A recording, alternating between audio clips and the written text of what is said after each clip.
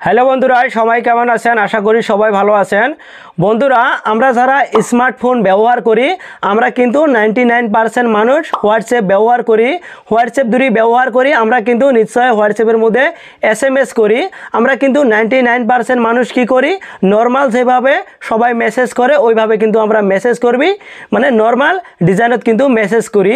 তো ফ্রেন্ডস, আজকে আমি আপনাকে দেখাম অল্প উন্নতভাবে মানে স্টাইলিশ মেসেজ কিভাবে করবেন। যখন আপনি স্টাইলিশ মেসেজ করবেন ওটা কিন্তু দেখাত কিন্তু বহুত সুন্দর দেখা যায়। তো ফ্রেন্ডস, এটা কিভাবে করবেন চলেন তাহলে মোবাইলের স্ক্রিনত যাই। বন্ধুরা, আমার হোয়াটসঅ্যাপটা আমি ওপেন করে নিলাম। আপনার হোয়াটসঅ্যাপটা আপনি ওপেন করে নেবেন। আমরা যখন একটা হোয়াটসঅ্যাপত থাই কাহো কিছু পাঠাবে চাই আমরা কিন্তু এমনি নর্মালভাবে মেসেজ করি। সাপোজ কারো যদি নাম লেহি টাইপ করা লাগে বা কোনো একটা বস্তুর নাম লেখা লাগে ওটা কিন্তু আগে আলাদা আলাদা থাকা লাগে।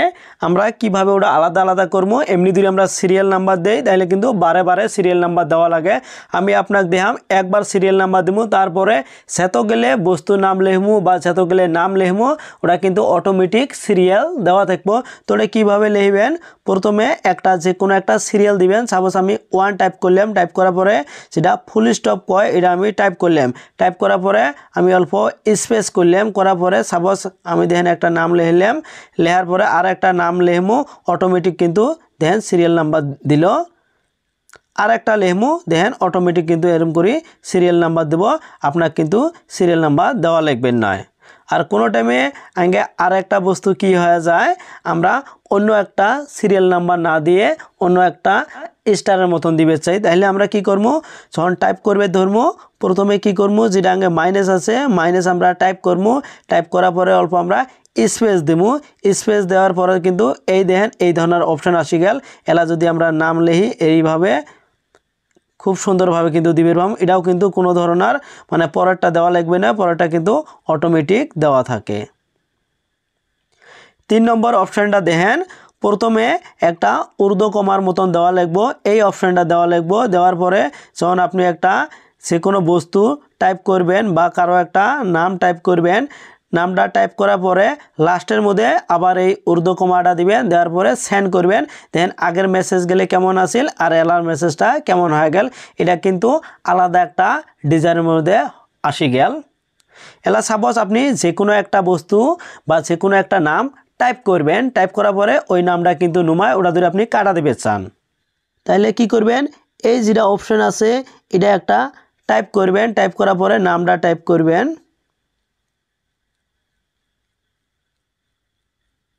টাইপ করার পরে আবার এই যেটা অপশন আছে বা এই সিন আছে এই সিনটা টাইপ করবেন। টাইপ করে সেন্ড করবেন। দেখেন এটা কিন্তু মাছ দিয়ে কাটা শো করছে, মানে এটা নুমায়। এইভাবে কিন্তু আপনি খুব সহজে কিন্তু মেসেজ করে পাবেন আলাদা স্টাইলে। ফ্রেন্ডস, আমি কিন্তু আপনার সাইটে অন্য ডিজাইনের মেসেজ করা দেখালাম।